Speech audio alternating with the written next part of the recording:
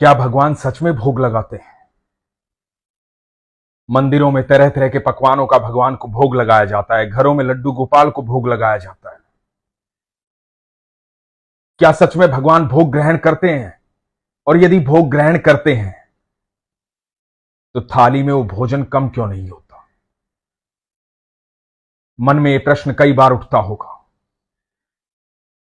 आइए आज इस प्रसंग से इस प्रश्न का उत्तर जानते हैं। हरे कृष्ण दोस्तों, मैं हूं अनुज शर्मा। एक बार एक गुरुजी थे, अपने शिष्यों को शिक्षा देते थे, भगवान की कथाएं सुनाते थे। बच्चों को बड़ा आनंद आता था कथाएं सुनकर के। गुरुकुल था, बताया जाता था कि भगवान किस प्रकार प्रसन्न होते हैं, भगवान को भोग में क्या क्या पसंद है, किस प्रकार भोग लगाया जाता है। तो एक दिन एक शिष्य ने गुरुजी से पूछ लिया कि गुरुजी एक बात बताइए, जब हम भगवान को भोग लगाते हैं तो भगवान भोग कैसे लगाते हैं, उस भोजन को पाते कैसे हैं? और यदि भोजन को पाते हैं तो थाली में भोजन तो कभी भी कम नहीं होता। जब थाली में भोजन कभी भी कम नहीं होता तो हम भगवान को भोग क्यों लगाते हैं? तो गुरुजी मुस्कुराए। गुरुजी ने कहा कि ठीक है, मैं तुम्हें इसका उत्तर कल दूंगा। अगला दिन आया। शिष्य बड़ी उत्सुकता से उस दिन कक्षा में गया। आज उसे पता था कि गुरुजी जवाब देंगे। उस दिन गुरुजी ने सबको एक पाठ पढ़ाया। पाठ में एक श्लोक आया। सबको कहा कि यह श्लोक याद करना और याद करने के बाद मुझे सुनाना। सब बच्चों को समय दिया गया श्लोक याद करने के लिए। बच्चों ने श्लोक याद किया। जिस बच्चे ने वो प्रश्न पूछा था, उस बच्चे को गुरुजी ने पूछा कि आपको वो श्लोक याद हुआ?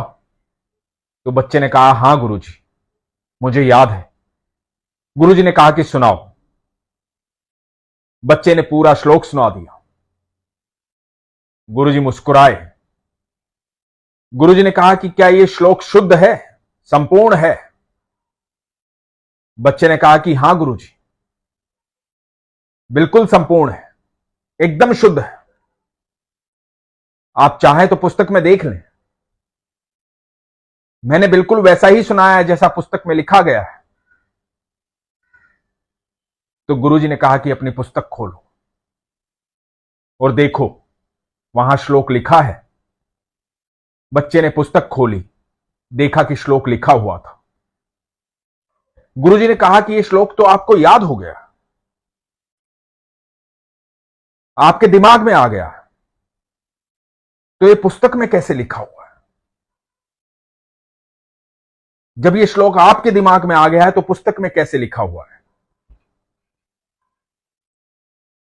बच्चा विस्मित निगाहों से गुरुजी को देख रहा था, हैरान था।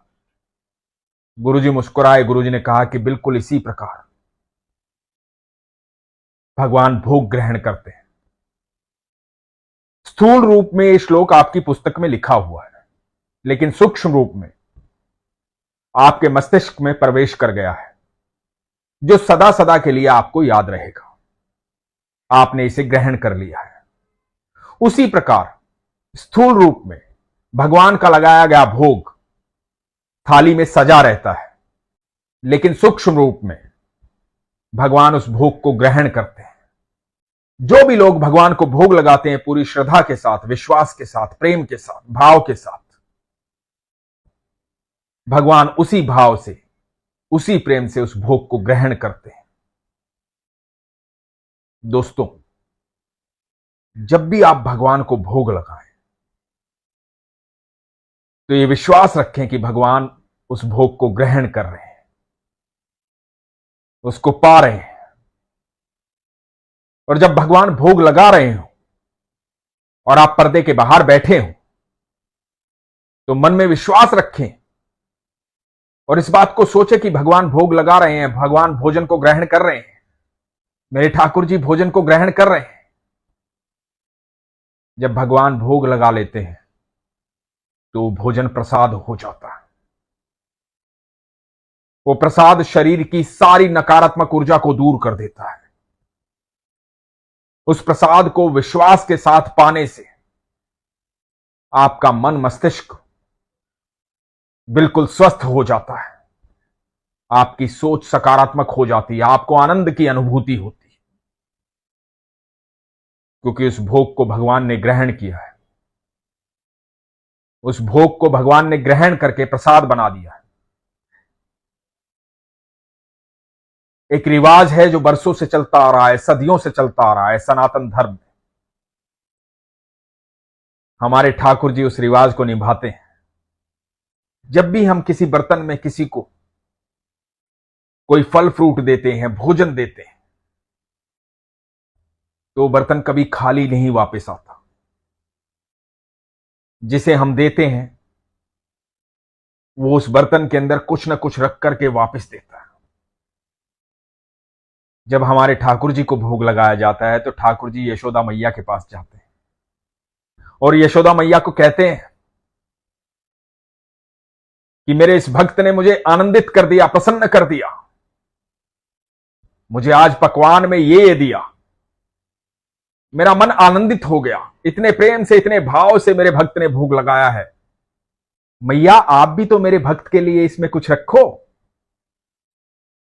और वही ईश्वर का आशीर्वाद है, वही ईश्वर का प्रेम है जो प्रसाद बन के भगवान के पास से आता है, जिसे हम ग्रहण करते हैं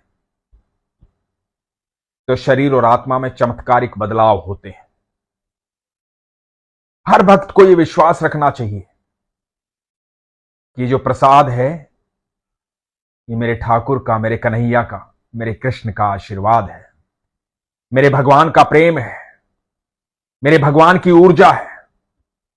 इस प्रसाद को ग्रहण करने के बाद मेरे शरीर की ऊर्जा बदल जाएगी, सारे कार्य सुचारू रूप से होंगे, क्योंकि इस प्रसाद को भोग के रूप में भगवान ने ग्रहण किया है। इसलिए आज के बाद जब भी भगवान को भोग लगाएं, संपूर्ण विश्वास के साथ लगाएं। इस विश्वास के साथ लगाएं कि भगवान उस भोग को ग्रहण कर रहे हैं और भगवान भोग को ग्रहण करके आपको ऐसी ऊर्जा दे रहे हैं जो आपके जीवन को बदल देगी। लेकिन इसके लिए विश्वास की अत्यधिक आवश्यकता है। इसलिए मैं हमेशा कहता हूं, अपने विश्वास को मजबूत रखिए, अपना ख्याल रखिए। हरे कृष्ण।